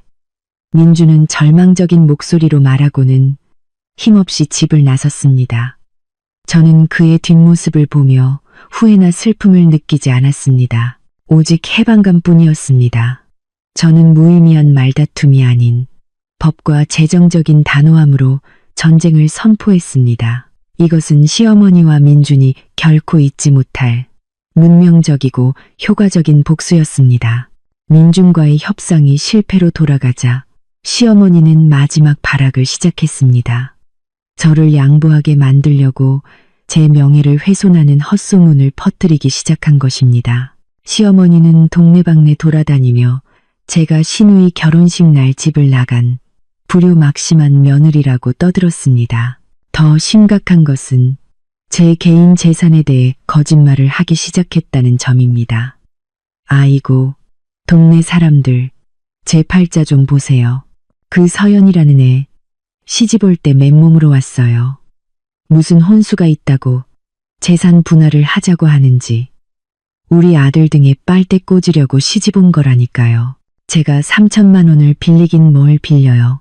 지가 멋대로 집안 돈 빼돌리고는 내가 빚졌다고 뒤집어 씌우는 거예요. 우리 집 재산 뺏으려는 속셈이라고요. 시어머니는 이웃들 앞에서 눈물까지 흘리며 애처롭게 연기했습니다. 소문은 금세 저희 부모님 귀에 들어갔습니다. 부모님은 제 명예가 훼손될까 몹시 분노하고 걱정하셨습니다. 서연아, 시어머니가 또 동네에 이상한 소문내고 다닌다. 네가 혼수도 없이 시집왔다느니 남의 집 재산이나 노리는 애라느니 어떻게 좀 해야 하지 않겠니? 엄마가 걱정스럽게 말씀하셨습니다. 엄마, 걱정 마세요. 그분이 그렇게 나올 줄 이미 예상했어요. 저는 말로 변명할 필요 없어요. 증거로 모든 거짓말을 깨부술 거예요. 저는 즉시 행동에 나서기로 했습니다. 이 헛소문이 저희 가족 전체의 명예에 흠집을 내게 둘 수는 없었습니다. 그날 오후, 저는 부모님과 함께 시어머니가 사는 동네로 향했습니다. 저는 세련된 정장을 차려입고 작은 서류 가방을 들었습니다. 저는 이웃들이 시어머니 집 앞에 모여 그녀의 하소연을 듣고 있는 바로 그 순간을 노렸습니다. 시어머니는 저를 보자마자 표정이 싹 바뀌었습니다. 어머, 저 몹쓸 며느리 좀 봐. 무슨 낯짝으로 여길 또 찾아와? 네, 모든 것을 바로잡으러 왔습니다. 저는 모든 이웃이 들을 수 있도록 크고 분명하게 말했습니다. 저는 서류 가방을 열고 1억 원짜리 수표와 작은 보석 상자를 꺼내 보였습니다. 여러분, 잘 들어주세요. 시어머님께서는 제가 혼수도 없이 시집와서 이 집 재산을 노린다고 하셨죠? 저는 수표를 들어 올렸습니다. 이것은 저희 친척들이 저에게 주신 1억 원입니다. 이것이 제가 가진 가장 소중한 혼수입니다. 바로 저희 가족의 사랑과 믿음이죠. 그리고 제가 미나의 축의금을 떼어 먹었다고요? 제게 묻겠습니다. 어머님, 제 돈, 저희 친척들이 저에게 주신 돈이 미나와 무슨 상관이 있습니까? 어머님께서 저희 가족을 장사치라고 무시해서 결혼식에 오지 못하게 했다는 사실, 이 모든 분들 앞에서 말씀하실 용기가 있으신가요? 시어머니는 얼굴이 새파랗게 질려 아무 말도 못했습니다. 저는 계속해서 말했습니다. 그리고 빚 문제에 대해서 어머님께서는 제가 3천만 원 빚을 뒤집어 씌웠다고 하셨죠. 제가 묻겠습니다. 여러분, 며느리가 시어머니에게 거짓으로 빚을 만들 이유가 있을까요? 저에게는 증거가 있습니다. 이것은 어머님의 자필 서명과 지장이 찍힌 차용증입니다. 어머님께서는 미나의 호화로운 결혼식을 위해 저에게 돈을 빌리셨습니다. 여러분, 한번 보십시오. 제가 힘들게 일해서 한 푼 두 푼 모은 돈을 빌려가시고는 이제 와서 저를 재산 강탈범으로 모는 것이 말이 됩니까? 저는 나이 지긋한 이웃 어르신께 차용증을 보여드렸습니다. 그분은 서류를 보시고는 혀를 차며 고개를 저으셨습니다. 그리고 한 가지 더 있습니다. 저는 휴대폰을 꺼내 시어머니가 저희 가족을 모욕했던 녹음 파일을 재생했습니다. 짧은 부분만 틀었지만 진실을 파악하기에는 충분했습니다. 녹음이 끝나자 동네는 웅성거림으로 가득 찼습니다. 모두가 진실을 깨달았습니다. 시어머니는 불쌍한 피해자가 아니라 탐욕스럽고 허영심 많으며 악의적인 사람이었습니다. 김 여사, 그러면 못 써요. 사람 무시하고 이제 와서 거짓말까지 하면 쓰나. 한 어르신이 시어머니를 꾸짖었습니다.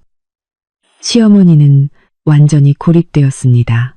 그녀는 더 이상 아무 말도 하지 못하고 손으로 얼굴을 가린 채 울기만 했습니다. 그녀가 그토록 지키려 했던 체면은 반박할 수 없는 진실 앞에 산산조각 났습니다. 다시 한번 말씀드리지만 저는 소란을 피우고 싶지 않았습니다. 저는 단지 저와 제 가족의 명예와 공정함을 되찾고 싶었을 뿐입니다. 저는 시어머님께 빚을 갚을 시간으로 한 달을 드렸습니다. 만약 한 달 후에도 갚지 않으신다면 저는 소송을 제기할 것입니다. 법으로 제 권리를 지킬 겁니다. 여기 계신 모든 분들이 증인이 되어 주십시오. 저는 사람들에게 정중히 인사하고 부모님과 함께 자리를 떴습니다. 저는 승리했습니다. 시어머니의 거짓말을 깨부수고 동네에서 그녀의 평판과 명예를 완전히 무너뜨렸습니다. 저의 복수는 단순한 실종이 아니라 악습을 폭로하고 제 자신의 가치를 증명하는 것이었습니다. 저는 제가 재산을 노리는 사람이 아니라 자신의 재산을 가지고 자신을 지킬 힘이 있는 독립적인 여성이라는 것을 모두에게 보여주었습니다. 시어머니가 이웃들에게 고립되고 3천만 원의 빚더미에 앉아 있는 동안 민주는 완전히 다른 태도로 저를 찾아왔습니다. 그는 더 이상 비난하거나 화내지 않았습니다. 대신 가식적인 후회와 비굴한 애원으로 가득 차 있었습니다. 그는 어느 날 저녁 저희 집으로 찾아와 제 앞에 앉았습니다. 서연아, 내가 잘못했어. 미안해. 내가 널 지켜줬어야 했는데 엄마가 정말 너무했어.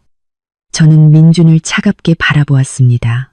이 사과가 진심 어린 후회나 사랑에서 비롯된 것이 아니라 저처럼 유능한 아내를 잃는 것에 대한 두려움, 그리고 어머니가 남긴 거에게 빚을 감당해야 한다는 공포 때문이라는 것을 알았습니다. 사과할 필요 없어. 당신은 이미 너무 오랫동안 당신 자신을 속여왔어. 이제 본론만 얘기하자. 나 이혼 서류 제출했어. 당신은 서명만 하면 돼. 민주는 경악했습니다. 안 돼. 서연아, 이혼은 안 돼. 우리 아직 사랑하잖아. 내가 약속할게. 다시는 엄마가 너 힘들게 안 하게 할게. 우리 분가해서 살자. 제발 한 번만 더 기회를 줘. 기회? 저는 가볍게 웃었습니다. 내가 당신에게 기회를 줘서 뭘 어쩌라고. 당신이 계속해서 돈 낭비하고 이 가정에 무책임하게 구는 걸 지켜보라고. 저는 자리에서 일어나 책상으로 가서 다른 서류 뭉치를 가져왔습니다. 이것은 민준의 개인적인 낭비벽에 대한 증거들이었습니다. 민준 씨, 당신 수입이 당신 말처럼 안정적이지 않다는 거 알아요? 당신은 어머니가 자랑하던 팀장이 아니라 수입이 불안정한 평사원이잖아요. 게다가 밖에서는 빚도 많고 신용카드 빚, 친구들한테 빌린 돈, 나 다 알고 있어요. 저는 민준의 부채와 비합리적인 지출 내역이 상세히 적힌 표를 내밀었습니다. 민준 씨, 주식 투자한다면서 나한테 500만 원 빌려갔던 거 기억해요? 그거 갚았어요? 비싼 시계 산다고 300만 원 빌려갔던 건요? 민주는 완전히 얼어붙었습니다. 제가 그 모든 정보를 그렇게 명확하고 상세하게 수집했을 줄은 꿈에도 몰랐을 겁니다. 그는 제가 모든 것을 알아서 처리하는 것에 익숙해져 너무 안일했던 것입니다. 내가 날 조사했어? 민준이 더듬거렸습니다. 조사할 필요도 없었어. 나는 그냥 사실을 봤을 뿐이야. 당신은 사랑 때문에 다시 합치고 싶다고 말하지만 사실은 당신 어머니의 3천만 원 빚과 당신 개인의 빚을 혼자 감당하기 무서워서 그러는 거잖아. 당신의 나약함, 낭비벽, 그리고 빚을 가려줄 수 있는 아내를 잃기 싫은 거겠지. 저는 이혼 서류를 그의 앞에 놓았습니다. 민준 씨, 나는 당신 같은 남편 필요 없어. 내가 아내이자 회계사이자 빚쟁이 노릇까지 해야 하는 결혼 생활은 하고 싶지 않아. 여기에 서명해. 우리 깔끔하게 끝내자. 당신 개인의 빚은 당신 어머니께 알리지 않을게. 그게 내가 베푸는 마지막 의리야. 민주는 이혼 서류를 뚫어지게 쳐다보았습니다. 제가 모든 퇴로를 막았다는 것을 알았습니다.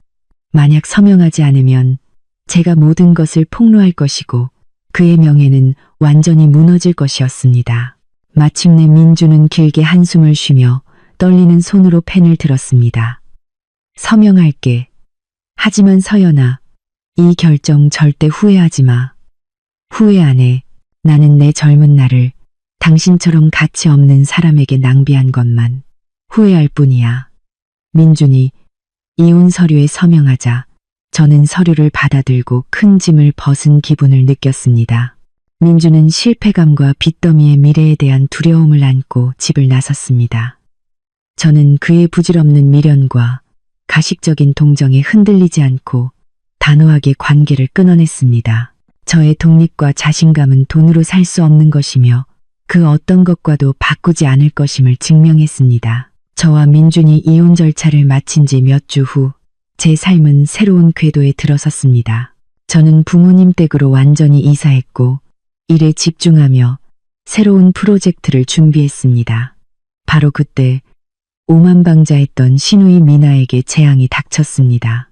어느 날 오후 집에서 일하고 있는데 초인종이 울렸습니다. 문을 열자 저는 문 앞에 서 있는 미나를 보고 깜짝 놀랐습니다. 결혼식 날의 화려하고 도도한 모습은 온데간데 없고 초췌하고 눈은 퉁퉁 부은 채 흐트러진 모습이었습니다. 형님, 저 좀 살려주세요. 저 너무 힘들어요. 미나는 저를 보자마자 와락 울음을 터뜨리며 저를 껴안으려 했습니다.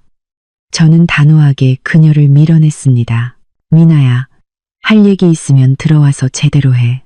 여기서 소란 피우지 말고. 미나는 의자에 주저앉아 흐느꼈습니다. 형님, 제 남편이 상우 씨가 별거 하자고 해요. 제가 너무 이기적이고 탐욕스러운 여자라 더 이상 못 살겠대요. 상우 씨가 별거 하자고. 왜? 결혼한 지 이제 겨우 몇 주밖에 안 됐잖아. 형님, 결혼하고 나서야 상우 씨가 모든 걸 알게 됐어요. 엄마가 형님한테 친척들 불러서 빈자리 채우라고 했던 거, 형님 돈 떼어 먹었다고 거짓말했던 거, 그리고 특히 결혼식 비용으로 형님한테 3천만 원이나 빌렸던 거요. 상우 씨가 우리 집은 너무 복잡하고 탐욕스러워서 더 이상 엮이고 싶지 않대요. 미나는 더 크게 울었습니다. 우리 집이 자기 집안 수준에 안 맞는데요. 저는 침묵했습니다. 그 화려했던 결혼식이 미나의 몰락의 시작이었음을 알았습니다. 시어머니의 허영심이 간접적으로 딸의 결혼 생활을 망친 셈이었습니다. 그래서 나를 찾아온 이유는 뭐야? 저는 아무 감정 없는 목소리로 물었습니다. 형님, 형님은 마음도 넓고 능력도 있잖아요. 제발 상우 씨한테 가서 말 좀 해줘요. 우리 엄마가 그렇게 나쁜 사람 아니라고. 제가 상우 씨를 정말 사랑한다고 말해주세요. 형님은 전 형수님이니 상우 씨도 형님 말은 들어줄 거예요. 제발 저 좀 살려주세요. 미나는 제 다리를 붙잡고 무릎을 꿇었습니다. 저는 그녀를 일으켜 세우고 눈을 똑바로 쳐다보았습니다. 미나야, 잊지 마. 나는 더 이상 내 형수가 아니야. 나랑 민준 씨는 이혼했고 나는 너희 가족과 아무 관계도 없어. 그래도 형님, 저 좀 살려주셔야죠. 형님이 어른인데 이 집안의 책임감을 좀 가지셔야죠. 책임감? 저는 코웃음을 쳤습니다. 나도 책임감이 있었지. 너희 어머니와 네가 그걸 짓밟기 전까지는 네가 나한테 얼마나 독한 말을 했는지 기억 안 나? 네가 어머니 편들어서 내가 돈 훔쳤다고 몰아갔던 건? 미나는 고개를 숙이고 저를 쳐다보지 못했습니다. 미나야, 나는 너희 집안의 구세주가 아니야. 네, 결혼이 깨진 건 너와 내 어머니가 뿌린 씨앗 때문이야. 내 어머니의 행동에 대한 책임은 너희가 져야 해. 너랑 상우 씨 일은 너희 둘이서 해결해. 나는 끼어들지 않을 거야. 나를 장사치라고 모욕했던 그 집안과는 더 이상 엮이고 싶지 않아. 저는 덧붙였습니다. 집에 돌아가서 어머니 옆에서 3천만 원 빚 문제나 해결하는 게 좋을 거야. 그게 지금 너희 집안의 가장 큰 문제니까. 내가 내 어머니께 한 달의 시간을 줬고 이제 얼마 남지 않았어. 미나는 완전히 절망에 빠졌습니다. 그녀는 제가 더 이상 이용할 수 있는 상대가 아니라는 것을 깨달았습니다. 그녀는 울며 불며 애원할 다른 방법이 없었습니다. 그녀는 자리에서 일어나 증오와 절망을 안고 저희 집을 나섰습니다. 저는 문을 닫았습니다. 조금도 후회하지 않았습니다. 저는 옳은 일을 했다는 것을 알았습니다.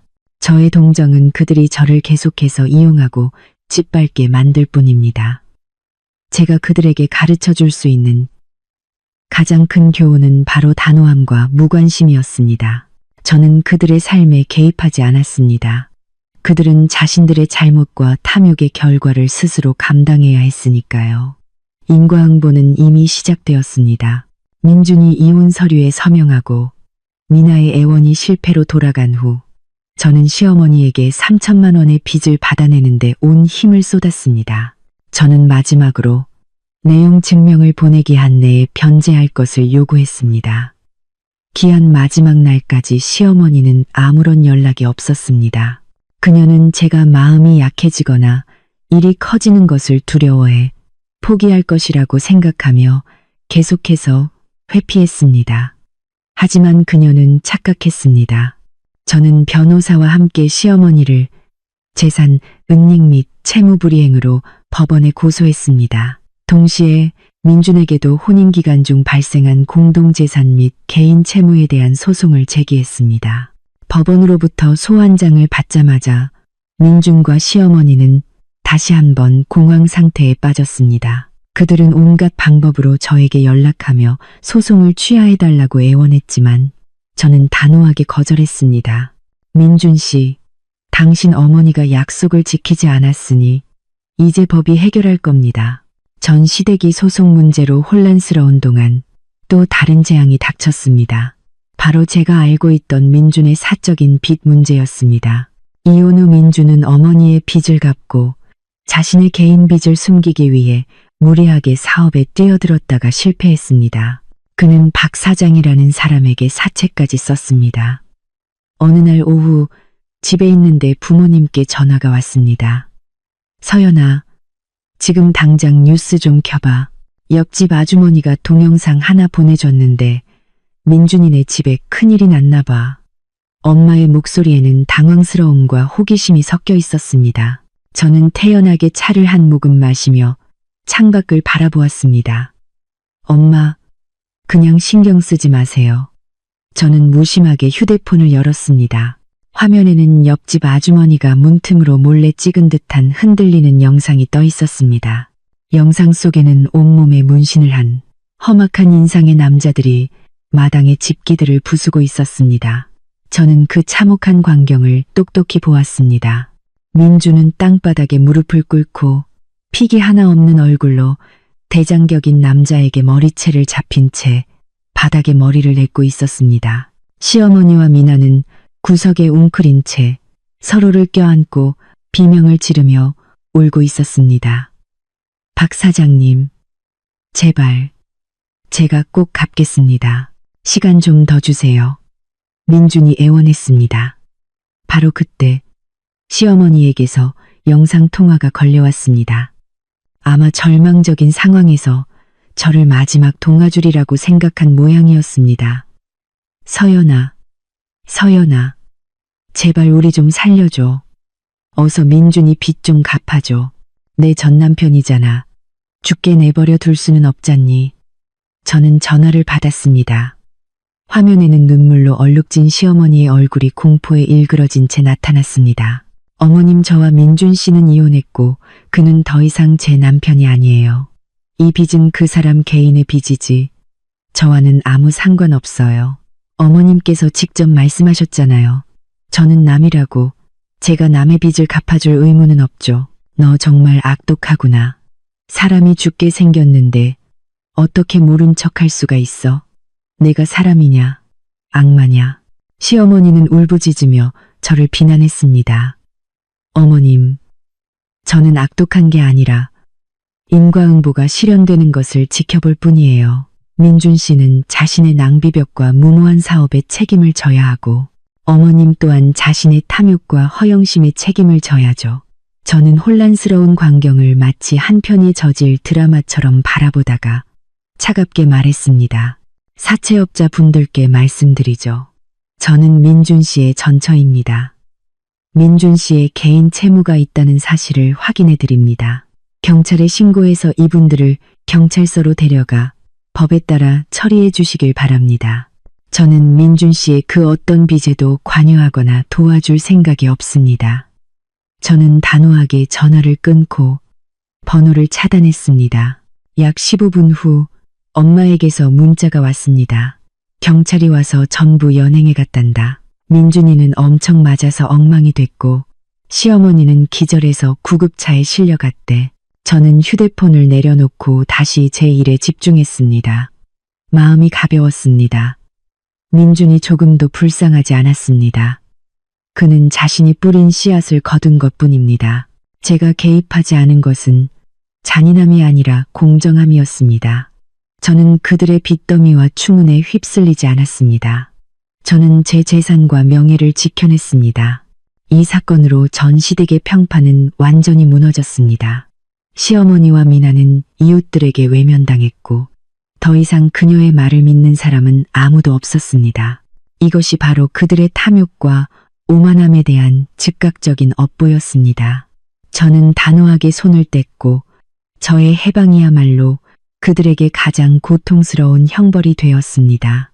전 시댁이 위기, 빚, 그리고 소송의 늪에 빠져 있는 동안 제 삶은 활짝 피어났습니다. 저는 더 이상 무의미한 가족 갈등에 시간과 에너지를 낭비하지 않았습니다. 저는 온전히 제 일과 경력에 집중했습니다. 지난 싱가포르 여행은 휴가일 뿐만 아니라 큰 동기부여가 되었습니다. 저는 상쾌한 정신과 창의적인 아이디어로 가득 차 회사에 복귀했습니다. 저는 회사가 맡긴 대형 프로젝트를 훌륭하게 완수했고 심지어 경영진의 기대를 훨씬 뛰어넘는 성과를 냈습니다. 어느 맑은 날 아침 사장님께서 저를 사무실로 부르셨습니다. 저는 제 일을 잘 해냈다는 자신감을 가지고 들어섰습니다. 서윤 씨, 앉아요. 사장님은 환한 미소를 지으며 말씀하셨습니다. 좋은 소식이 있어요. 이사회에서 신중한 논의 끝에 서윤 씨를 미디어 팀의 수석팀장으로 승진시키기로 결정했습니다. 연봉은 2배로 인상될 것이고 앞으로 회사의 모든 핵심 전략 프로젝트를 총괄하게 될 겁니다. 다음 달부터 발령입니다. 저는 놀라움과 행복감에 휩싸였습니다. 저의 모든 노력, 성실함, 그리고 단호함이 마침내 합당한 보상을 받은 것입니다. 정말 감사합니다, 사장님. 저는 감격에 겨워 목이 메었습니다. 천만에요. 서연 씨, 그럴 만한 자격이 있어요. 최근에 서연 씨가 많이 변한 걸 느꼈어요. 훨씬 더 독립적이고 단호하고 프로페셔널해졌죠. 자신의 능력과 리더십을 증명해냈어요. 저는 미소를 지으며 다시 한번 감사 인사를 드렸습니다. 말로 표현할 수 없는 기쁨과 자부심을 안고 사무실을 나왔습니다. 저는 남편이나 시댁 덕분이 아니라 오직 제 자신의 능력, 노력, 그리고 강단으로 성공했습니다. 한편 제가 던진 법적 승부수는 효과를 발휘했습니다. 법원에서 발송된 소환장이 시어머니 댁으로 직접 전달되었습니다. 붉은 직인이 찍힌 서류를 받아들고 변호사로부터 소송 비용과 재산 압류 가능성에 대한 경고를 들은 시어머니의 체면은 완전히 무너졌습니다.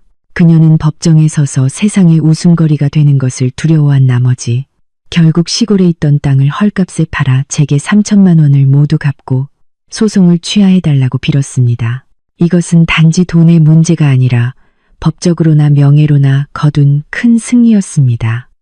저는 진실이 거짓과 변명을 이긴다는 것을 증명했습니다. 저는 친척들이 주신 1억 원의 종잣돈과 새로 인상된 월급의 일부를 모아 회사와 친정집에서 가까운 교회에 작지만 편리한 아파트를 구입했습니다. 그것은 제가 직접 일군 안전하고 행복한 새로운 시작이었습니다. 저는 부모님을 새 아파트로 초대했습니다. 부모님은 딸을 보며 기쁨과 자랑스러움으로 빛나는 눈빛을 감추지 못하셨습니다. 딸아, 네가 이렇게 편안하고 행복하게 사는 걸 보니 엄마 아빠는 더 바랄 게 없다. 이제 너도 집도 있고 좋은 직장도 있으니 아무것도 두려워할 필요 없어. 저는 부모님을 꼭 껴안았습니다. 네, 엄마, 아빠, 다 부모님의 지지와 무조건적인 사랑 덕분이에요. 저는 이제 알아요. 가장 값진 혼수는 돈이 아니라 독립, 자신감, 그리고 효심이라는 걸요. 저는 저의 독립으로부터 달콤한 열매를 거두었습니다. 저는 한 여성이 그 누구의 경멸이나 억압을 견디지 않고도 스스로 행복과 성공을 이룰 수 있다는 것을 증명했습니다. 제 이야기는 인과응보에 대한 생생한 증거가 되었습니다. 자신감을 심으면 성공을 거두고 선함을 심으면 평온을 거둡니다. 승진하고 새로운 삶에 안착한 후 저는 더 이상 전 시댁에 대해 거의 신경 쓰지 않았습니다. 변호사를 통해 3천만 원 채무이행 과정에 대한 소식만 간간히 들었을 뿐입니다. 하지만 인과응보는 누구도 피해가지 않았습니다. 어느 날 우연히 민준의 오랜 친구를 만났습니다. 그는 제게 전 시댁의 비참한 삶에 대해 이야기해 주었습니다. 서연아, 네가 그 집 나온 건 정말 잘한 일이야. 지금 민준이 걔가 어떻게 사는지 상상도 못할 걸. 그 친구의 말에 따르면 민준은 사채업자에게 쫓기고 저에게 소송까지 당한 후 신용을 완전히 잃었다고 합니다.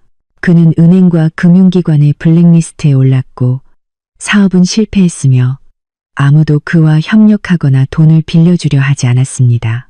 그는 빚쟁이들을 피해 숨어 다니며 친구들의 경멸까지 견뎌야 했습니다. 그리고 걔네 어머니랑 미나는 그 집 완전히 지옥이야. 어머니는 너한테 빚 갚으려고 재산을 거의 다 팔았는데도 아직 모자란데 지금은 가난에 시달리면서 이웃들한테도 외면당하고 미나는 그 남편이랑 이혼하고 갈 데가 없어서 다시 엄마랑 사는데 둘이 맨날 돈 문제랑 후회 때문에 걔랑 고양이처럼 싸운대. 어머니는 널 무시했던 걸 후회하고 미나는 엄마 때문에 자기 결혼 망쳤다고 원망하고 저는 그 이야기를 듣고 통쾌함보다는 안도의 한숨을 내쉬었습니다.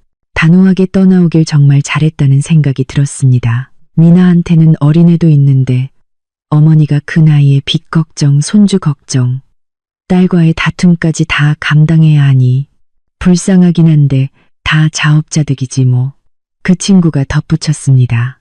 저는 그들의 고통이 저의 복수가 아니라 그들 스스로가 뿌린 악행의 결과라는 것을 알았습니다. 탐욕, 허영심, 그리고 타인에 대한 경멸이 가장 고통스러운 방식으로 그들에게 되돌아온 것입니다. 저는 개입하지도 돕지도 않았고 죄책감도 느끼지 않았습니다.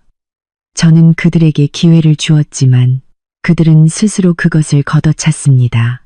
저의 단호함은 그들의 고통이라는 진흙탕에 제가 빠지지 않도록 막아주는 보이지 않는 벽을 만들었습니다. 그동안 제 삶은 빛으로 가득 찼습니다. 좋은 직장, 돈, 동료와 친구들의 존경을 얻었습니다.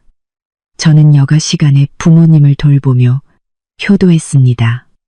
여행을 다니고 책을 읽고 새로운 지식을 배웠습니다. 저는 온전하고 평화로운 삶을 살았습니다. 저는 진정한 부유함이 고급차나 화려한 파티에 있는 것이 아니라 마음의 평온함, 가족의 사랑, 그리고 자신의 독립과 자립에 있다는 것을 깨달았습니다. 시어머니는 허울뿐인 체면 때문에 모든 것을 잃었습니다. 반면 저는 저의 강단과 단호함 덕분에 모든 것을 되찾았습니다. 저는 제 이야기가 단지 개인적인 경험이 아니라 인과응보에 대한 깊은 교훈이라는 것을 깨달았습니다. 뿌린 대로 거두는 법입니다. 그리고 그 업보는 때때로 초자연적인 힘이 아니라 바로 인간의 잘못된 결정과 행동에서 비롯됩니다. 저는 좋은 것들을 심기로 선택했고 평화롭고 행복한 삶을 수확했습니다. 전 시댁과 완전히 연을 끊은 후에 제 삶은 평온하고 의미 있는 날들의 연속이었습니다. 시어머니로부터 3천만 원을 모두 받아냈고 그 돈은 부모님의 지원과 제 개인 자금과 합쳐져 든든한 재정적 기반이 되었습니다.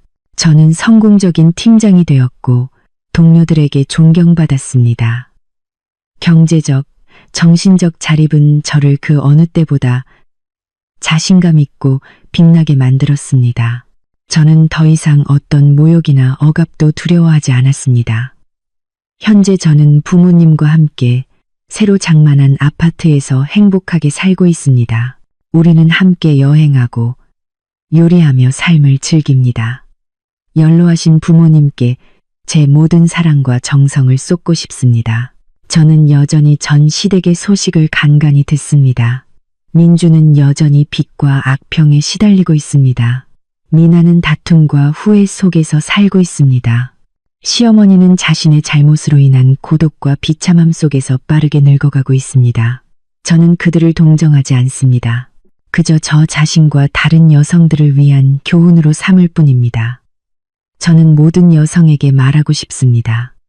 행복을 위해 남편이나 시댁에 의존할 필요는 없다고. 자신의 강단, 자립심, 그리고 효심을 지키라고. 그것이야말로 평화롭고 행복하며 의미 있는 삶을 여는 열쇠입니다. 제 이야기는 여러분 모두에게 드리는 메시지입니다. 선량하게 살고 자존심을 지키고 인과응보는 결코 누구도 피해가지 않는다는 것을 기억하십시오. 그리고 한 며느리에게 자신감과 강단이야말로 가장 값진 혼수입니다. 마지막 순간까지 제 이야기를 들어주셔서 진심으로 감사합니다. 다음 영상에서 다시 뵙겠습니다.